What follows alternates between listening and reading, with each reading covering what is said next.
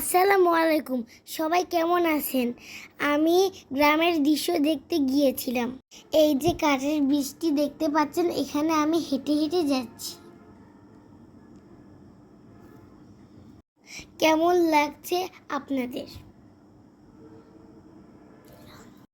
এই যে নদী ও প্রাকৃতিক দৃশ্য আমার খুব পছন্দ।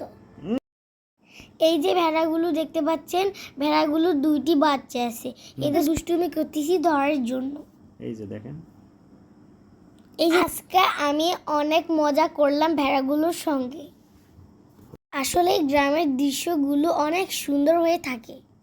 প্রাকৃতিক দৃশ্যগুলো দেখলাম এবং ভেড়াগুলোর সঙ্গে দুষ্টামি করলাম। গ্রাম হলো আমাদের শিকড়। গ্রামের বাড়িতে মাঝে মাঝে সবারই যাওয়া উচিত।